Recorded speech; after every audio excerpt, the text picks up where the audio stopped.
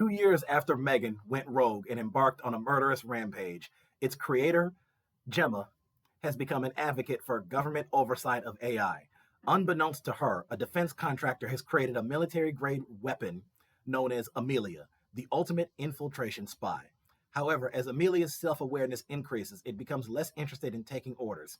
Hoping to stop Amelia, Gemma decides to resurrect M3GAN, making it faster, stronger, and more lethal. This movie came out on June 27th, and they're still showing it in theaters now. Right now, it is kind of at the, I would say that it is kind of in the underperforming stage, and something told me that this movie was not going to be anywhere near as financially successful as the first one. Now, in my own humble opinion, I think this movie was a little bit better than the first. So the first movie, I think I gave it an 8, 8.5. This movie I can give between an 8.5 and a 9. So it's basically just barely better than the first. Both are very enjoyable. I've seen them both twice. The first movie I think I saw 3 times actually. But whenever this gets released, I think it's going to be released on Peacock because it is a Blumhouse film, and Blumhouse is tied to Peacock. So you had some returning cast members, of course.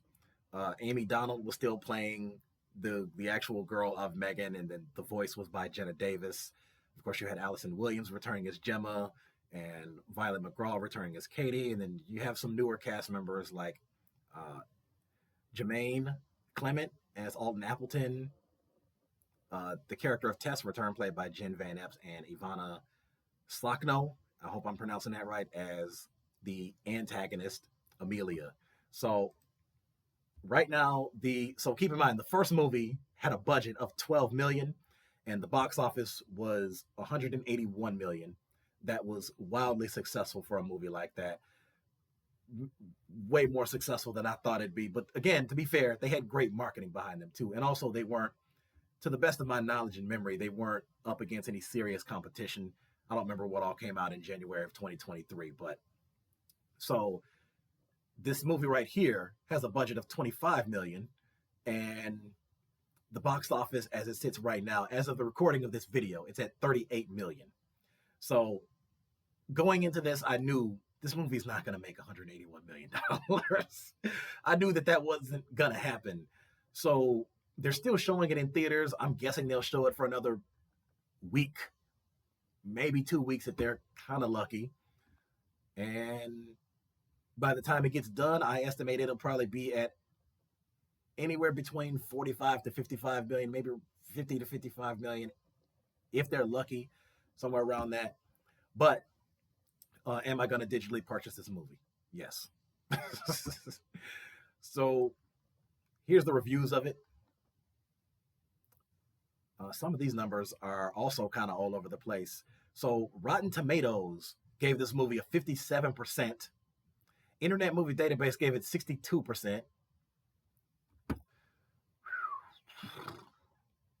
Google users gave it 84 to 90%.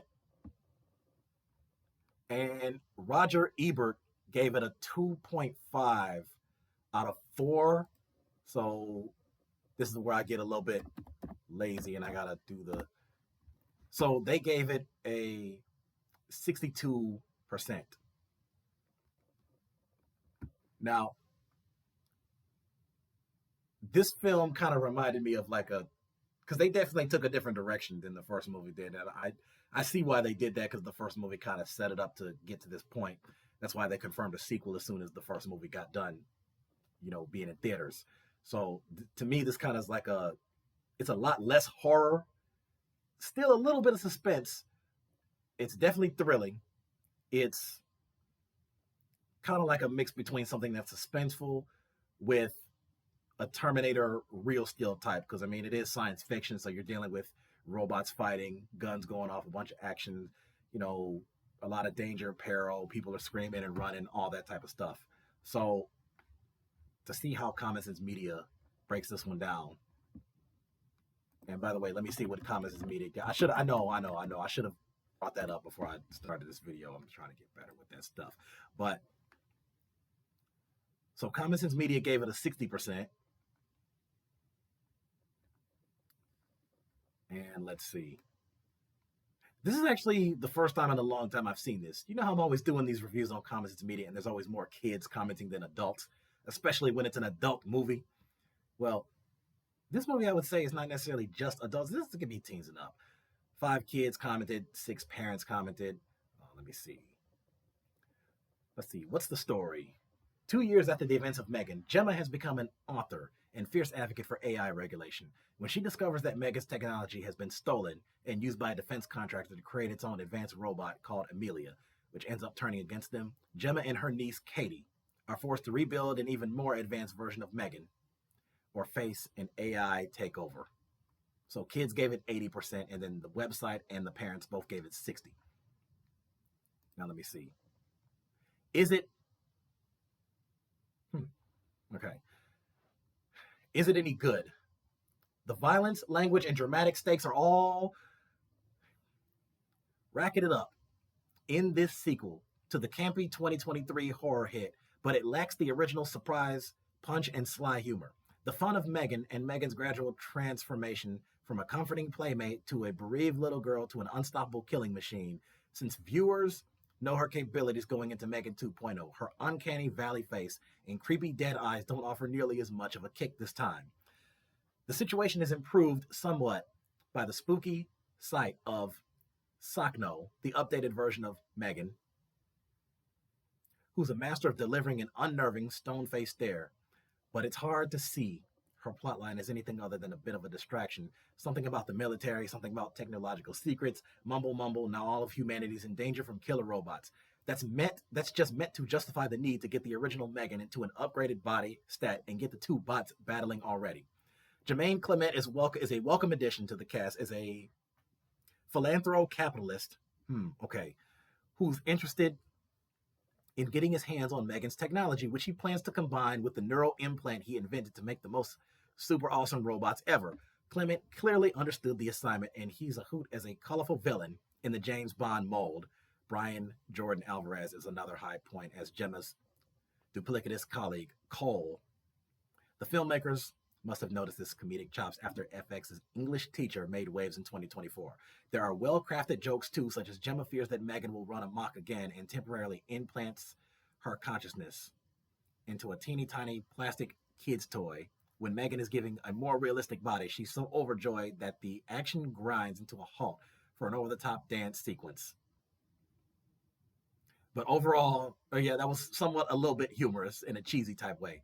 But overall, M3GAN 2.0 ultimately falls victim to the prime weakness of sequels. Though it tries to do more, ultimately the effect of viewers is now less now that the material isn't a surprise. There are fewer laughs, fewer gasps, and more moments that drag on. The film's running time is nearly 2 hours. Trimming some of the battles would have helped. For M3GAN superfans, there may still be enough meat on these bones to satisfy, but it's unlikely to convert any non-believers. Wow. Okay, so, like I said, I give this film at least, if I had to be real specific about it, again, this film to me is like an 8.7, 8.8 out of 10. So, you know me, if a movie gets at least a 7 from me, that's good. So, as far as I'm concerned, this movie passed. And is there going to be a third film? As of right now, I kind of say I doubt it. I don't see where they could go from this, considering what Act 3 and the ending brought us. But, I mean, if they do a third one, hey, you know me. I'll be in theaters for it. So, whether you're watching this on YouTube or Facebook, go to the comment section, subscribe to my YouTube channel. And, well, if you're watching this on Facebook, the link is in the comment section. But if you go to my About section for either Facebook or YouTube, the links to all my other socials are there. TikTok, Twitter, Blue Sky, Instagram, that's all there.